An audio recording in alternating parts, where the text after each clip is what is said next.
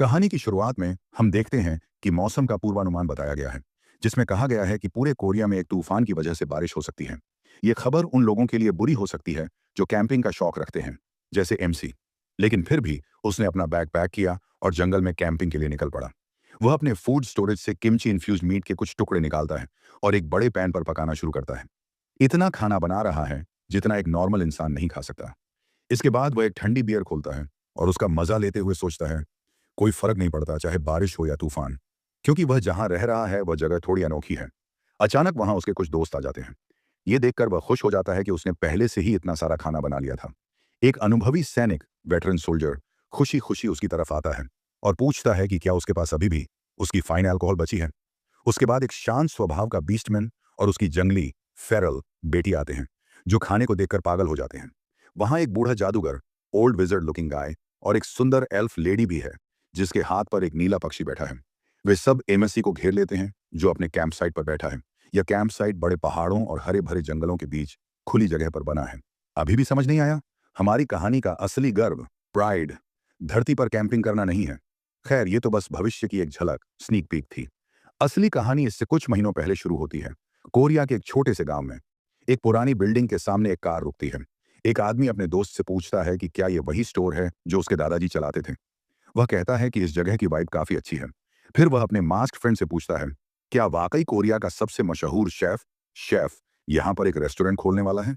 Masked गाय car से बाहर आता है और उसने अपने दोस्त से कहा कि एरिया अच्छे से चेक कर लो, क्योंकि उसे डर है कि कहीं पापाराजी उसका पीछा ना कर लें।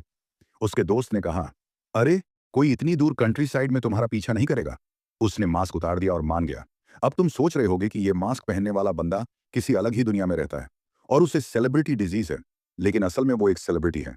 उसका नाम है ली कंग हान, जो एक रिनाउंड सेलिब्रिटी शेफ है। उसने सीआईए से ग्रेजुएट किया है। और यहाँ सीआईए का मतलब वो नहीं है जो तुम सोच रहे हो, बल्कि culinary इंस्टीट्यूट ऑफ अमेरिका, जो दुनिया के टॉप 3 कुकिंग स्कूल्स में से एक है। इसके बाद उसने पेरिस इंटरनेशनल कुकिंग कंपटीशन जीत लिया और यहीं से उसकी फेम की शुरुआत हुई। वो न सिर्फ स्किल्ड था, बल्कि काफी हैंडसम भी था, जिसकी वजह से कई अलग अलग टीवी शोज ने उसे अपने प्रोग्राम्स में आने का इनवाइट देना शुरू कर दिया। ये सब अच्छा होता अगर कैंग हियन बर्नआउट का शिकार ना हो गया होता। लेकिन ये तो सिर्फ शुरुआत थी। दूसरा बड़ा प्रॉब्लम थे वो इन्वेसिव फैंस, जो उसकी प्राइवेसी या वर्क एथिक की कोई कदर नहीं करते थे। वो उसके किचन में बिना इजाजत घुसकर उसके साथ सेल्फीज लेने लगते थे। उस वक्त कैंग हियन पूरी तरह से गॉर्डन रैमसे बन गया और उन फैंस को जमकर इंसल्ट कर दिया। किचन से बाहर आने के बाद भी उसे अपने सीनियर और बाकी शेफ्स से डांट पड़ी। उन्होंने उस पर इल्जाम लगाया कि उसने सबके लिए मुश्किलें खड़ी कर दी। उन्होंने कहा कि अगर उसे अपने फैंस के साथ हर जगह मिंगल करना ही था, तो उसे किचन छोड़कर किसी के पॉप बॉय बैंड का मेंबर बन जाना चाहिए था। मामला यहीं खत्म नहीं हुआ। ऑनलाइन ट्रोल्स की एक आर्मी भी उसके पीछे पड़ गई। उन्होंने कहा कि कैंग हे सिर्फ अपनी शक्ल की वजह से पॉपुलर है, उसकी कुकिंग स्किल्स इतनी अच्छी नहीं है। कुछ लोगों ने तो उसे एक हॉरिबल इंसान तक कह दिया कि उसका खाना बस औसत ही है। कैंग हाइन ये सब पढ़कर डिप्रेस हो गया और अब उसे ध्यान नहीं चाहिए था। इसलिए वह अपने गांव में अपने दादा द्वारा चलाए गए दुकान में आ गया। उसका दोस्त उसे यहाँ रेस्टोरेंट खोलने के फैसले पर फिर से सोचने को कहता है, क्योंकि यहाँ ज्यादा कमाई नहीं होगी। कैंग हाइन जवाब देता है कि उसके लिए ये अच्छा है, क्योंकि वह यहाँ आराम करने आया है। उसका दोस्त मजाक उड़ाते हुए कहता है कि जो लोग आराम करना चाहते हैं वो बिजनेस नहीं शुरू करते। लेकिन कंग हाइन जवाब देता है कि उसके लिए खाना बनाना ही आराम करने जैसा है। अपना सारा सामान अंदर लेकर जाते हुए कैंग हान का दोस्त कहता है कि उसे भूख लगी है तो उन्हें कुछ खाना चाहिए। वे पास के रेस्टोरेंट जाने का फैसला करते हैं और वहां के खाने की क्वालिटी फिर से उसके अंदर का गॉर्डन रैम से जगा देती है। वह बुरी तरह से सॉस में डूबे हुए गीले नूडल्स उठाता है और शेफ से लड़ने के लिए तैयार हो जाता है। लेकिन उसका दोस्त उसे शांत कर देता है, क्योंकि ऐसी जगहों पर जहां कोई प्रतिस्पर्धा नहीं है, खाने की क्वालिटी गिरना आम बात है। फिर वह नूडल्स चखता है और कहता है कि सॉस तो ठीक है, कम से कम उसके हिसाब से। यह सुनकर कैंग हान को थोड़ा आराम मिलता है। जहां उसे चोट लगी थी, वहां अब वह खाना सही से नहीं महसूस कर पा रहा था। जब उसने पहली बार यह जाना तो वह बहुत टूट गया था और तुरंत डॉक्टर के पास गया। डॉक्टर ने बताया कि मानसिक तनाव की वजह से उसने अपना स्वाद महसूस करने की क्षमता खो दी है, इसलिए वह उसे सामान्य दवाइयों या सर्जरी से इलाज नहीं कर सकते थे। डॉक्टर ने कैंग हान को बताया कि पहले उसे अपने तनाव का ध्यान रखना होगा और एक शौक अपनाने की सलाह दी। अब वर्तमान में कंगहान का दोस्त उसे पूछता है कि क्या वह सच में इस जगह आने के लिए तय है, भले ही यहाँ कुछ ग्राहक मिल जाएं। इस गांव जैसी जगह में सच में कुछ भी रोमांचक नहीं है। लेकिन कैंग हीन जवाब देता है कि यहाँ पहाड़ और खेत हैं, जो उसके लिए परफेक्ट हैं, क्योंकि वह वहां कैंपिंग करने जा सकता है। कुछ दिन बाद कैंग हीन अपने कैंपिंग के लिए सारी चीजें लेकर पहाड़ों की ओर रवाना होता है। एक टैक्सी में टैक्सी ड्राइवर उसकी ड्रेस का मजाक उड़ाते हुए कहता है कि वह बीच पर जा रहा है। अचानक कैंग हीन को कुछ याद आता है और वह ड्राइवर से कहता है कि वी प्यंग गांव के पास रुक जाएं। ये वही गांव था जहां उसके परदादा रहते थे। यह कैंग हीन का पहला मौका था जब वह अपने परदादा के निधन के बाद उस गांव में आया था। वह पहले पहाड़ों पर जाने से पहले अपने पुराने घर को साफ करने का फैसला करता है, लेकिन तभी उसे ध्यान आता है कि गोदाम का दरवाजा खुला हुआ है। वह घबराकर सोचता है कि शायद वहां कोई चोर हो और डरते डरते वह अंदर जाकर देखता है। उसे लगता है कि उसके पास स्टेनलेस स्टील का कैंपिंग बैग है, तो वह किसी भी चोर से निपट सकता है। लेकिन यह सोचने की बात है कि ताकत लड़ाई में किसी हथियार से नहीं, बल्कि इंसान के दिल से आती है। तभी अचानक कांग हीन किसी चीज के तेजी से दौड़ने पर चौंक जाता है। कमरे से बाहर एक सामान्य घर की बिल्ली निकली। जैसा कि मैंने कहा था, उसके पास लड़ाई की दिल नहीं है। फिर वह उस बिल्ली को अपनी बैग को फ्लेक्स करके दिखाने की कोशिश करता है। इसके बाद वह गोदाम में घुसता है और लाइट स्विच की तलाश करने लगता है। लेकिन जैसे जैसे वह अंदर बढ़ता है और कुछ भी नहीं पाता, उसे एहसास होता है कि कुछ अजीब हो रहा है। गोदाम बाहर से जितना दिखता है, वह उससे कहीं ज्यादा बड़ा लगता है। अचानक कंग हीन को चारों ओर छोटे छोटे चिंगारी दिखाई देती है और फिर उसे यह समझ में आता है कि वह पूरी तरह से एक प्लेटफॉर्म के टूटते किनारे पर खड़ा था और अचानक उसके पैर के नीचे का पत्थर टूटकर गिर जाता है। वो चिल्लाते हुए एक अलग यूनिवर्स में गिरता है। इतनी जोर से चिल्लाता है कि मानो पूरा मंगा उसका चिल्लाना ही भर दे। जब वो अपनी आंखें खोलता है तो खुद को एक अजीब से जंगल में पाता है और सोचता है, ये मैं कहाँ आ गया। एक छोटा सा जानवर उसकी हाथ पर अपनी जीभ फेर रहा होता है और वो तुरंत डर के पीछे हटता है। लेकिन वो गिलहरी जो उसकी हाथ को चाट रही थी, अब भी वहीं है, उसे हैरानी से देखते हुए।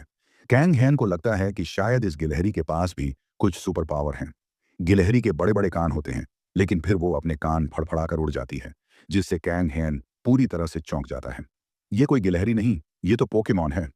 इसके बाद कैंग हैन झाड़ियों से आती आवाज सुनता है और फिर से डर जाता है। लेकिन इस बार वहां एक खरगोश निकलता है। पर यह कोई साधारण खरगोश नहीं था, बल्कि गिगा चैड रैबिट था, जो अपनी लाइफ में एक भी दिन जिम मिस नहीं करता।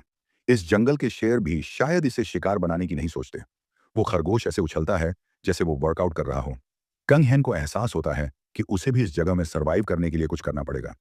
कैंग हैन को एहसास होता है कि इससे पहले कि वह और खतरनाक जीवों से सामना करे, उसे यहां से भागना होगा।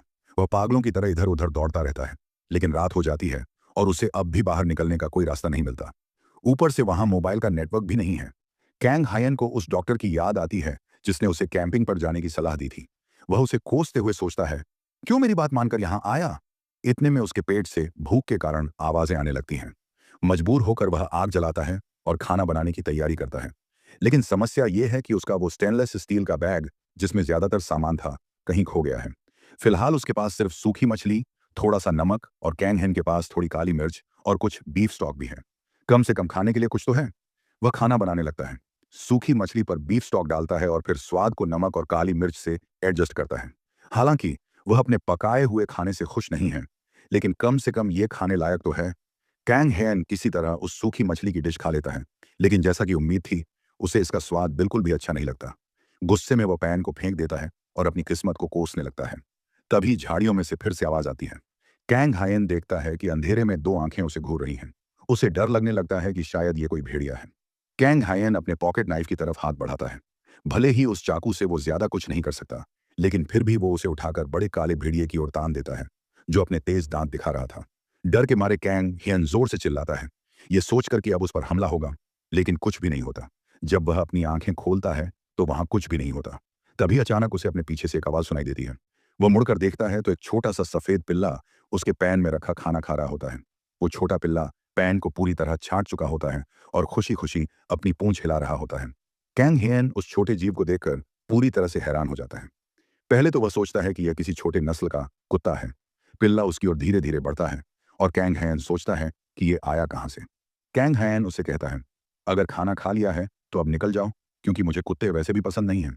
फिर भी वह पिल्ले को उठाता है और उसके बालों को सहलाने लगता है, लेकिन साथ ही बड़बड़ाता रहता है, मुझे समझ नहीं आता लोग कुत्तों को प्यारा क्यों मानते हैं। ये वो झूठ है जिसे मैं माफ कर सकता हूँ। कंग हैन यह भी नोटिस करता है कि पिल्ले का फर थोड़ा सख्त है, क्योंकि ये जंगली जानवर है। जब कैंग हैन उसकी शक्ल को और करीब से देखता है तो उसे पिल्ले के नुकीले पंजे और दांत नजर आते हैं। तभी उसे एहसास होता है कि यह कोई कुत्ता नहीं, बल्कि एक भेड़िया है।